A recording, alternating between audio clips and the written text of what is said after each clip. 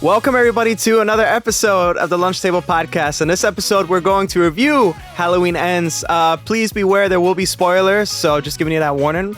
This was a crazy movie. We have a lot of thoughts to say about it. We're really excited about it. We have the Shape here with us, Mr. Shape. Tell us your thoughts on what you thought about this movie. It was awesome, man. Yeah, I love this movie. I think it was a perfect way to end the Halloween 2018 trilogy. Really interesting how they went about it, and props to the actor who played Corey. I think he was an amazing character and a great addition to the franchise. But yeah, I want to get your thoughts before I talk about what my thoughts were for the movie. I think the tone matched the franchise in general. I think that's one thing that I liked about the whole franchise. It fit well together. It didn't feel really separate as opposed to like so many other movies, and I think it paid a lot of homages to the original, which is always nice to see. And yeah, this definitely seemed like the end of the franchise until they rebooted it one day. But let's get into it. Probably. So tell us your thoughts. Yeah, well, props to David Gordon Green for making it feel like so consistent, like an actual trilogy. But yeah, he brought so much to this movie. It did feel kind of a little like fast paced for me, but I thought it was the way it went about it. It was kind of nice. So we obviously from the trailer we saw that Michael was laying dormant for like 4 years after the events of Halloween Kills, and we're introduced to this young kid named Corey, and he's a babysitter. And one night in 2019 during Halloween, he accidentally murders this kid, and I thought it was a weird way to introduce this movie because I thought Michael was gonna be in this, and then like suddenly we don't like see him like for the first like half of the movie, and then we just follow this kid's journey down this path, and he kind of like has a similar, I guess, story to Michael's, and I thought it was really interesting. But yeah, tell me what you thought about Corey's character. First of all, Rohan Campbell, he played that role phenomenally. I can't wait to see him in more projects. I think this is the first time I've ever seen him in my life, and I think he has such a charm and a naturalism to him. So props to you, guy. If you see this review, hopefully you do. I don't know. But yeah, I liked it because it reminds me a lot of like this type of, this lone wolf kind of character. You don't know where you're going to really go with him in the plot. And so I like that they kind of build him throughout it. They definitely dedicated a good portion of this movie just for his character. So I liked him a lot. Yeah. Yeah. You and I were talking a little bit about like the future of like the Halloween franchise. And you asked me before what I thought we could see for like the future of Halloween. And it's funny because I kind of saw it in this movie. I was like, oh, what if they made a copycat killer of Michael? And they kind of did it in this movie. So like Corey, like he goes on his own kind of like Michael Myers like killing spree. And I thought it was really interesting how they went about it. Because and you know what? I didn't even feel bad for most of the people that he killed because like Haddonfield is toxic. I was like, damn, I feel like to kill this motherfucker myself. I was like, holy shit. Like everybody's like just an asshole. Like literally everybody, his parents, like the people he was beating up like fucking marching bands and shit. I was that was so annoying. Yeah, really toxic. But yeah, we see of course Laurie Strode and Allison. So of course, both her parents died in the first two movies. So she's like a nurse, and then I felt bad because like Laurie kind of like she looked like really happy like after like 4 years of like torment, and like she looked like she was like finally like at peace with everything that happened. But as soon as she sees Corey, she has like that sixth sense of like, oh, something evil is brewing again in Haddonfield, and then she kind of like suspects that like Michael might be at play too, or like I think it was interesting too because they play with like the themes of like the duality of evil. Like there's two evils, right? The external evil, and there's the evil inside us, right? And I think Corey definitely represents the evil that's within us. And Michael definitely represents like that immediate external evil. Yeah, that was really cool. I really appreciate that too. And I wonder because they call him the Shape, right? So I wonder if like evil takes shape in anybody or something like that. I don't know. That's like a part of it. I know that later on in the movie, at least she kind of writes something about that because she's writing a novel as well. Yeah, we get a lot of callbacks to other characters like Officer Hawkins. He's learning Japanese. He's buying fresh groceries. I like that Allison has a job. Like she's just trying to get by after what happened. And yeah, by the way, Michael Myers is like homeless. We don't really know how he eats. That's the one gripe I have. It's like, yeah, I guess we're supposed to take his evils this kind of metaphor, because then it'll just be magical. Right. Hmm. So yeah, but I guess he gets more powerful because Corey actually leads like some people to Michael's, like he's hiding out in a sewer. His lair. Yeah, his little lair, right? And yeah, I really like that scene too. When so there's this cop that hits on Allison occasionally, and he leads that cop to the sewer. And Michael and Corey had like this weird, like they were both like teaming up on him, and Corey was like really like into it. And yeah, so Michael kills the cop, and then also Michael's like shaking or something, like as if he's Hmm. like sucking the life force. Every kill, which was mentioned before, he gets more powerful, right? Um, Hmm. I wanted to get your thoughts on, because I think Corey was such a significant part of the movie, which I was so surprised about that. But I wanted to get your thoughts on Jamie Lee Curtis's performance and also like her path, not only in this movie, but was it cohesive for the whole franchise? Did you feel like it's a little weird, like that she's finally at peace without knowing if Michael's actually alive? I think for her character, she's always had like this kind of like thing in the back of her mind, like in the first movie, they played with the idea of like evil is never really dead. Like you said, it takes different shapes. So even if Michael is quote unquote dead, there's always something. No matter, it's like the theater of the mind. Like whatever you look at a corner, you just see something there. And I think that's what Laurie is kind of like going through. And she wasn't in Halloween Kills like a good amount, but here she's kind of like at the forefront. And I like that she is kind of like dealing with her own trauma as well. Like that scene where that lady like stopped her in the shop, like and she kind of like feels like internal guilt, that she probably caused a lot of the pain that Haddonfield went through. But at the same time, I was like, it wasn't even her fault. It was that stupid doctor that let Michael go, and the stupid podcaster, not us, but those two podcaster people. Right. But yeah, I like that. She has like a turmoil in her, and she's trying to get through like everybody in this movie is just like there's so much pain and there's so much healing, and everybody has their own like ghost, if you want to say.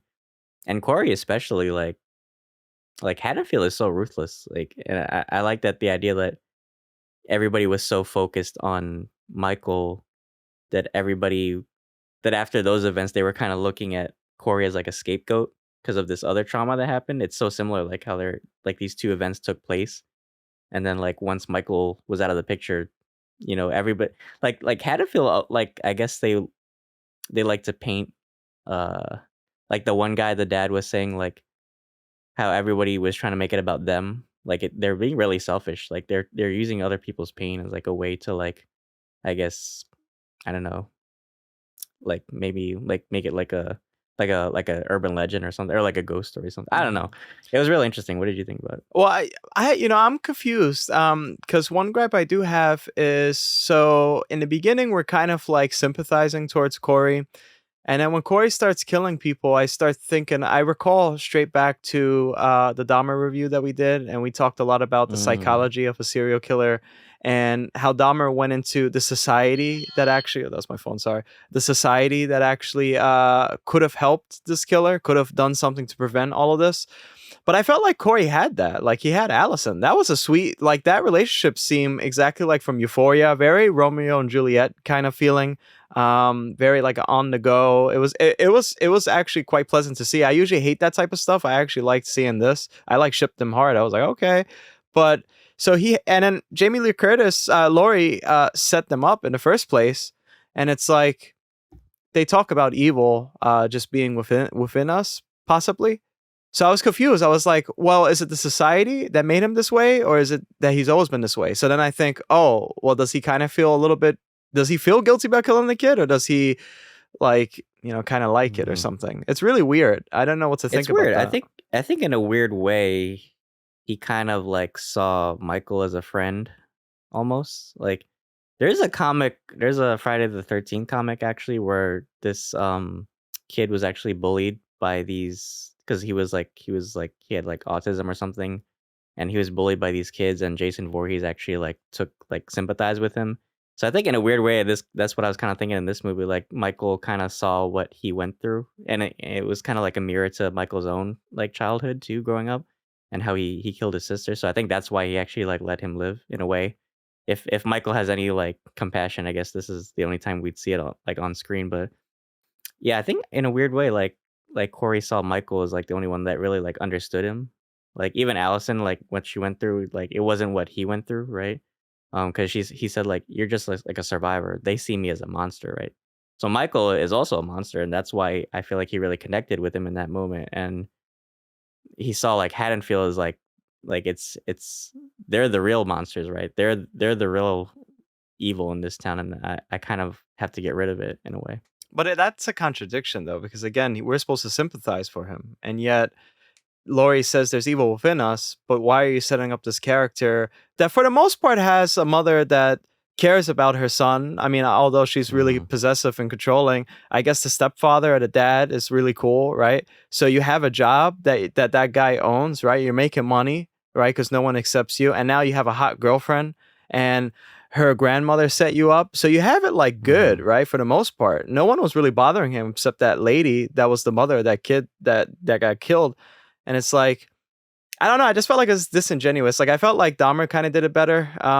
Talking about how society. I think this could have been a really compelling argument, but I don't know. I think it was too many contradictions, and I think also in part that was the fault of David Gordon Green designing this franchise in a whole, because it had a lot of pacing issues. We were talking about that for the most part about this movie. Mhm. That the one thing is like the pacing. I felt like you could have cut out a lot of parts between all three of these movies, and you could probably put in like at least a 2 hour and like 40-minute movie just to end it, because it seems like that, right? But they had to like extend it because they need to make a Mhm. last movie. So we'll talk about whether we're satisfied by the actual conclusion soon, but I also want to get your thoughts on the overall when Corey puts on the mask. So he steals the mask from Michael, right? And he goes on a killing spree. So tell us a little bit about that and tell us what you feel about it. I feel like Michael was gonna take him to court for like copyright infringement or something. Defamation with Johnny Yeah, Depp. right. No, but I thought it was kind of interesting. It's like uh they kind of did this in The Curse of Michael Myers, where Right. like they set up the niece was gonna be like the next Michael. But I think they did it better in this one actually. I think he really felt like a new like Yeah. Michael. I thought for a minute like I thought Michael was gonna like transfer his like mind into Corey because his body was like so out of shape. So that's what I thought they were doing. But I actually liked that Corey was like his own like villain in a way, He was and he cool. was ruthless, man. He was doing some real like more Michael shit than Michael. He Yeah. was like blow torching like the dude's like face. He was like stomp kicking these bitches like Yeah. running them over with trucks. I was like, holy Yeah, he shit! I was like, drives. He's like damn. worse. Yeah. Damn, I'm telling you, like there was a couple moments in the theater where I actually was like, "Oh shit!" Like out loud, I was like, "Damn, this motherfucker cold." But yeah, how did you react to his killing spree? My favorite word now, as you millennials say, is ship it, right? Or Gen Z or whatever. So I so shipped this, dude. I liked it. It was weird. I felt weird seeing this Michael Myers drive, right? And I actually I thought, oh, maybe Michael Myers is gonna like meet up with Corey later, and they're gonna have like the battle of both shapes or something, and it's like this Hmm. weird like They duality kind of thing. did, yeah, Yeah, I know. Well, yeah. sort of, kind of, yeah. But yeah, I liked it. It was short lived. And I also want to get your thoughts on, because now we're reaching the end of the movie, right? This whole climax where Corey sneaks into Laurie's house. So tell us a little bit about that, because I was shocked too. That shit had me on the edge of my seat. Yeah. Yeah, Laurie. Well, first, like she has an argument with Allison because she doesn't trust Corey, and then we get this scene where like she's drinking like heavy, and then she starts like loading her gun, and then there's like an implication that she might commit suicide. um it almost got me, because I was like, maybe she's like really depressed, because she can't handle the trauma. But then I remember like from the trailer we saw that Michael opens the door. Well, we thought it was Michael, but it was actually Corey. And then Laurie actually shot the pumpkin. I was like, damn. I was like, that's actually like so genius. She's so smart. Like she's so badass and she's so Yeah. smart. Like she's so prepared for like anything. And I love that scene. Yeah, it was like just her and Corey like talking about like evil and like I didn't expect like he was gonna like stab himself in the neck. That fucking like shocked me. I was like, holy fuck. And then you see like Allison, she walks in on them and she thinks like Laurie's the one that killed him. So it's weird. He's a psycho dude. Like if Michael was pure evil, like he's like the next or the worst best thing, right? But yeah, how did you react to that scene? Yeah, I think she said, did you really think I'll shoot myself or something like that or Right. something?" As she shot him. And that's the trope that they usually like survive, right? I don't know. For me, it was like again, I really enjoyed this movie. I watch Halloween Kills multiple times just because I have fun with it. So with this movie, like there was some cheap shots. Like I felt like him killing himself that way was like unsatisfying for me because there was such a build up. Like I in a way, some romanticism about him. It was just he was so Mm-hmm. suave, right? He was a handsome guy, really rugged, right? There's something cool about him. You kind of want to like, it kind of remind me of some characters from Scream. So it's like the fact that he just stabs himself to frame Laurie. I was like, and then plus Allison walks in, and Allison's like, I hate when like there's an implication of something and a character doesn't realize it, right? And it's like we don't have time for this bickering. And Allison's just like, she Mm-hmm. doesn't look at the mask. She's like, ah, ah, and she's like walks away behind, like doesn't She's even like, stare she's at like, it. oh, like it reminded me of, like the characters in Hellraiser. They're so panicked. They're like, oh, whoa. I was Right, like, damn, you right. don't even like stop to like ask like what happened. Like this is your grandmother. She was like right about everything up until this point. You don't even like stop to like consider like, oh, maybe your boyfriend was a fucking psycho. Yeah, Like yeah. until like the cop called her. I was like, that was kind of weird. But do you think Corey was actually like somehow influenced by Michael? Like, do you think like Michael kind of like infected him somehow? Because he was, if you notice, like in the beginning of the movie, he was very like meek and like kind of like introverted, but then he kind of like built this confidence up, like that we didn't see until like after he met Michael. Well, that's why I think movies like this, The Joker, and Dahmer are interesting because you kind of, if you do something sick, you kind of find that inner rhythm within you, and I think he found it somehow. Which I just felt like the way how they set it up was kind of confusing. It was like off and on. The way they did it, I don't think they approached it right. But yeah, I think he had a connection with Michael, of course. It could almost seem magical, and I think that's the point too. I think Corey actually, the way how he kills people, I think he's more psychotic compared to Michael. That's just pure evil. Because Michael can survive, right, off of that evil. That's like a life Hmm. force right there. So I think people have to kind of like when you watch the movie, if you're just like a novice to these type of movies, you just watch the movie, you're kind of like, oh, this is fake as hell. But if you kind of look deeper, you kind of see, oh, they're trying to build this type of myth or legend through Michael Myers, the boogeyman, right? Hmm. Um, yeah. Oh, so now we're actually finally at the end. Guess who shows up? Surprise, motherfucker. It's Bakudo from the Defenders. No, I'm just kidding. It's actually Michael Myers. He shows up, right? And he picks up the mask. And I just want to get your thoughts because this is probably the most important scene and a scene that happened in the trailers. And this is what we've been waiting for all these years, this final showdown. So I want to get your thoughts on that whole fight. Dude, once Laurie got too comfortable when she started like sitting on the floor, I kept thinking like the first movie when she thought she killed Michael and she like starts like sitting down and you see like the shape's face in the background. Mm, That's what I kind of thought of. And then like when she like turned and she saw like the door was, first of all, why does she never lock her door? Like right. why would you do that to yourself?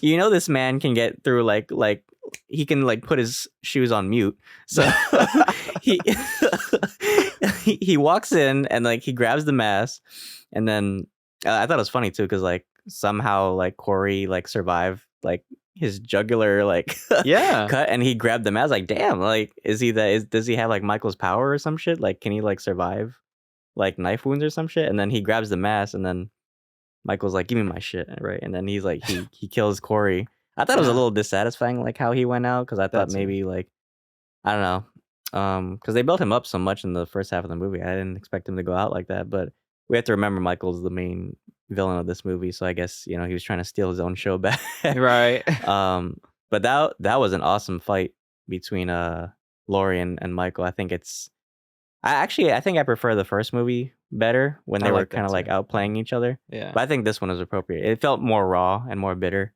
and they were kind of like using everything that they just had at the. And she fucking she put like 3 knives in him. She like threw her whole fridge on him, and she was like, Right. "Damn, I've Yeah. never seen Michael like this vulnerable before. He's very like weak, Yeah. and I don't know. It was interesting to see like they're both kind of like these two like alphas like going at it. Right.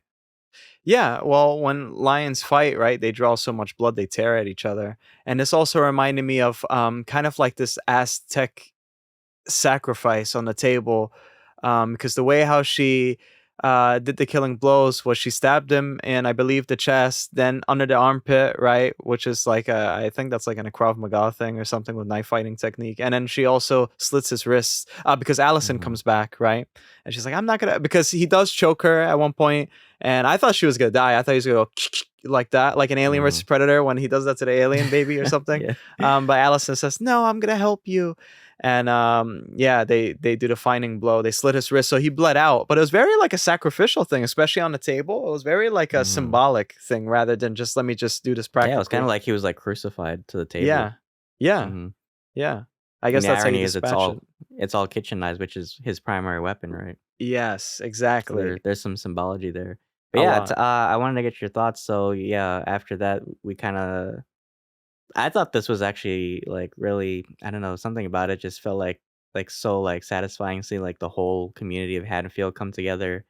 And this felt like really like it was almost like a ceremony or some shit. Yeah. They're all like they tie Michael up to this car and they bring him to like this meat grinder, and it's kind of like the final nail in the coffin for Michael Myers. So what did you think of like his ending? Yeah, it was very primal. It was very like it was like a ritualistic thing. They sacrifice him right there on the table, put him and show everybody like this false god, this false boogeyman. He could be killed, right? And then usually in other types of cultures or like just like different villages and stuff back then, they would make the bodies into ashes and like blow them away. So I guess instead of ashes, it's just blood and guts and gore Mhm. to finalize his death.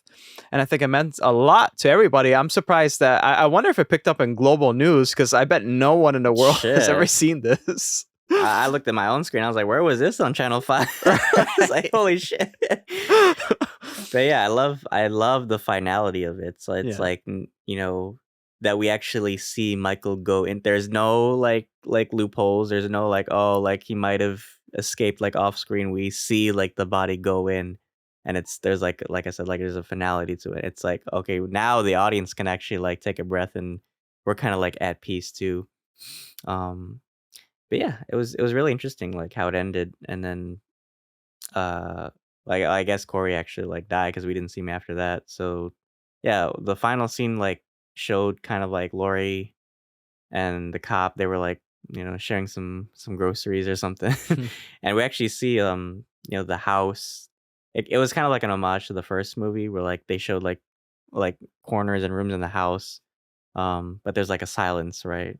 But we do see the mask, and I kind of felt like Laurie somehow kept that as like a trophy, like Yeah. over her enemy that she's um been through this kind of like journey with after this war, right? She's been at war with Michael for so long, and now she finally got him, right? Right. But yeah, what are your final thoughts on this movie and the trilogy as a whole? Yeah, well, it was great. I like, again, it's Lori has the beast's head, right? It's as if you're hunting a lion, right? And she has it right there. And I'm glad that Allison. It makes sense. Allison's young. She has to like drive away from this place. I think overall it was a pretty satisfying ending for these characters. For Michael Myers, I think like I would have liked a lot more time with him rather than Corey. I think they were trying to put this philosophy in place of like, a lot of people can be evil too. So maybe it's not the end of a franchise or something like that. You're never actually really safe. Uh, but I think that it was kind of muddy the way how they did it, and I think that took away a little bit from Michael Myers himself in this movie. I would have liked to see a lot more of him rather than Corey and Mhm. Allison's relationship. And overall, the franchise, like, again, I actually like the first not the old one. I'm saying like Halloween. I like that one a lot. Halloween Kills was really fun, but it was really like unrealistic. But of course, what do you expect? And then Halloween Ends was actually very like story driven. It was very like dialogue heavy. Character performances had to be wonderful, right? So it's really weird. It's like kind of like a mix mash of like different types of ways of creating a horror film, which I appreciate it, but I think it could be sloppy at the end of the day. And who's to say? Maybe we will get a reboot or something on Peacock, because this released on Peacock, guys. So if you guys want to, watch that on Peacock. But yeah, let me get your thoughts on the movie and the franchise. Yeah, I enjoyed this movie a lot more than I thought it would. I thought it would be like kind of corny. Like I did say earlier, it was kind of like fast paced, and I think the first half of the movie was kind of too focused on Corey when it should have been more about Michael, because this is his final movie, right? But in a weird way, I think it was satisfying to watch like this final chapter in this story, right? Um, and I'm glad that for a trilogy they were able to make it feel like each movie kind of felt like its own thing and not like just like filler. The first movie I loved it. I think it was a great reinvention and reintroduction into Halloween without it feeling like too much of like the older movies. And David Gordon Green, I think he just adds like such a unique perspective with like a lot of motifs and like deeper themes. Other than just like it's a slasher movie and we have a villain that like kills everybody. It's like there's like evil in everybody kind of. Yeah, cinematography was great. Music was great in every movie. Um, some of the characters did kind of feel like a little like stupid sometimes, especially in this movie, I would say. Um, but then there's like some characters that like actually like enjoyed like watching on screen. Um, and yeah, of course, Jamie Lee Curtis. She really ties everything together with Laurie. So I would give this movie an 8 out of 10. How would you rate it? Yeah, I would give it like a 5 or a 6 out of 10. Oh wow.